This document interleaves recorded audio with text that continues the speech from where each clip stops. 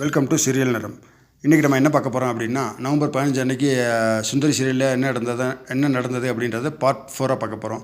Part 4 என்ன காமிக்கிறோம் அப்படின்னா, எடுத்தோடனே கந்தன் வீடை காமிக்கிறாங்க. அப்போ ஒரு பிரேக்ஃபாஸ்ட் சாப்பிட்றதுக்கு உட்கார்றாரு. ஒய்ஃப் வந்து பிரேக்ஃபாஸ்ட் எடுத்து வைக்கிறாங்க. ஒய்ஃப் பார்த்து கேட்குறாரு, என்ன எப்போ பார்த்தாலும் வெஜிடேரியன் தான் வைப்பையா, சிக்கன் மட்டன் இந்த மாதிரி எதுவுமே வைக்க மாட்டியா அப்படின்னு சொல்லி கேட்குறாரு. இல்லைங்க, இது புரட்டாசி மாதம், அதனால் நான்வெஜ்ஜெல்லாம் சாப்பிடக்கூடாது, அதனால் சாப்பிடுங்க அப்படின்னு சொல்கிறாங்க. இந்த விரதம்லாம் நீயே இது பண்ணிக்க, அதெல்லாம் என்னை கவுண்ட் பண்ணாத அப்படின்னு சொல்லிட்டு, சரி டிவியை போடு, அதை பார்த்துட்டு சாப்பிடுவோம் அப்படின்னு சொல்லி அவர் சொல்கிறாரு. சரி டிவியை பார்த்துட்டு சாப்பிட்டுட்டு இருக்கும்போது திடீர்னு கரண்ட் கட் ஆகிடுது. என்னடா கரண்ட் கட் ஆகிடுதுன்னு சொல்லி, நம்ம ஏரியாவில் கரண்டே கட் ஆகாது, அதுவும் இந்த டயத்தில் கரண்ட் என்றைக்குமே இதுவரையும் கட் ஆனதே இல்லையே அப்படின்னு சொல்லி, சரி என்னென்னு பக்கத்து வீட்டில் போய் கரண்ட் இருக்கா இல்லையான்னு பாருங்கள் அப்படின்னு சொல்லி அவர் அனுப்புகிறாரு. வெளியில் பார்த்தா வீடு பூட்டிருக்கு. என்னென்னு பார்த்தா கலெக்டர் அம்மாவும் ப்ளஸ் போலீஸ் ஃபோர்ஸும் வந்து வீடை பூட்டிட்டாங்க. எலக்ட்ரிக்கே கட் பண்ணிட்டாங்க. ஏன் கட் பண்ணாங்க அப்படின்னா, அவர் எலக்ட்ரிக் பில் கட்டலை, கவர்மெண்ட் கார்பரேஷன் டேக்ஸ் கட்டலை. அதனால் ஏன் வீடை பூட்டிருக்கீங்க என்ன ஏதுன்னு சொல்லி அவங்க வந்து கந்தன்கிட்ட போய் ஒய்ஃப் வந்து வீட்டில் சொல்கிறாங்க.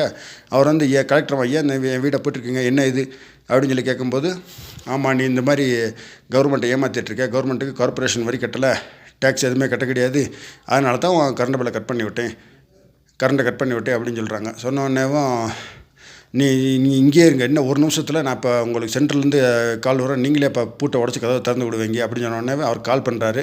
அதுக்கு முன்னாடியே போலீஸ் ஃபோர்ஸ் வந்து வீட்டு ஃபுல்லாக ஜாமர் வச்சுட்டாங்க. இன்கமிங் அவுட் கோயிங் எதுவுமே போக முடியாத அளவுக்கு.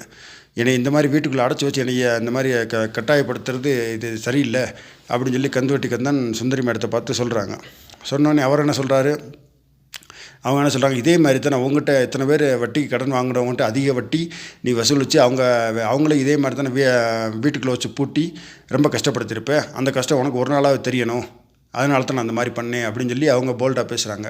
உடனே ஒரு காரை காமிக்கிறாங்க. என்னென்னு பார்த்தா அவங்க குழந்தைங்க ஸ்கூல் விட்டு வந்துடுறாங்க. வந்தோடனே உள்ளே வந்துடும், என்ன அப்பா அம்மா என்ன நீங்கள் என்ன உள்ளே இருக்கீங்க அப்படின்னு சொல்லி குழந்தைங்க ஷாக் ஆகிடுறாங்க. வெளியில் போட்டிருக்கிறத பார்த்து மேடம் அந்த குழந்தைங்க அந்த கலெக்டர் மேடத்தை பார்த்து கேட்குறாங்க, என்ன மேடம் இந்த மாதிரி எங்கள் அப்பா அம்மா உள்ளே வச்சு போட்டிருக்கீங்கன்னு சொல்லி கேட்கும்போது சொல்கிறாங்க, சுந்தரி மேடம் உங்கள் அப்பா அம்மா ரொம்ப தப்பு பண்ணியிருக்காங்க, அதனால தான் பூட்டி வச்சுருக்கேன் அப்படின்னு சொல்கிறாங்க. அப்போ உடனே அந்த குழந்தைங்க அப்பா அம்மா பார்த்து கேட்குறாங்க, என்ன நீங்கள் தப்பு பண்ணீங்க, எதுக்காக பூட்டி வச்சுருக்காங்க அப்படின்னு சொன்னோடனே அவங்களால பதில் திறந்து வாய் பேச முடியல. இல்லைப்பா நான் ஒன்றும் தப்பு பண்ணல, சும்மா தான் பூட்டி வச்சுருக்காங்க, இப்போ திறந்து விட்டுருவாங்க அப்படின்னு சொன்னால் அவங்க சொல்கிறாங்க. அப்புறம் குழந்தைங்களாம் உடனே அப்பா அம்மா உள்ளே இருக்கிறத பார்த்து அழுக ஆரம்பிச்சிடுறாங்க.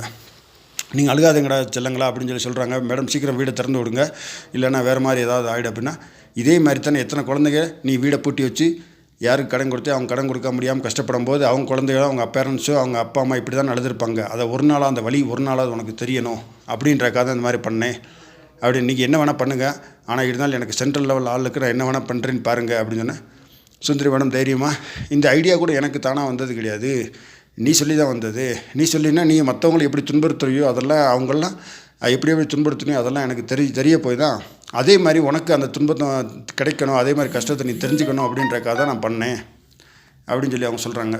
சொன்னோடனே மேடம் இது ரொம்ப சரியில்லை, இதை நான் வன்மையாக கண்டிக்கிறேன், நாங்கள் பெரிய லெவலில் நான் ஆக்ஷன் எடுப்பேன் அப்படின்னு சொல்லி அவர் ரொம்ப தைரியமாக போல்டாக சுந்தரி மேடத்திட்ட சொல்கிறாரு.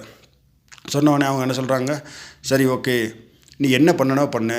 அப்படி போலீஸ் ஃபோர்ஸை பார்த்து சொல்கிறாங்க, இவர் சென்ட்ரல் லெவலில் இவருக்கு ஆள் இருக்குல்ல, சென்ட்ரல்லேருந்து ஆள் வந்ததுக்கப்புறம் வீடை திறந்து விடுவோம் அப்படின்னு சொல்லி அவங்க தைரியமாக சொல்கிறாங்க. சரி இதுக்கப்புறம் என்ன நடந்துச்சு அப்படின்றத அடுத்த பார்ட்ஸில் பார்ப்போம். இந்த வீடியோ உங்களுக்கு பிடிச்சிருந்தால் லைக் பண்ணுங்கள், கமெண்ட் பண்ணுங்கள், ஷேர் பண்ணுங்கள். மறக்காமல் சீரியல் நேரம் தமிழ் சேனலில் சப்ஸ்கிரைப் பண்ணுங்கள். தேங்க்யூ.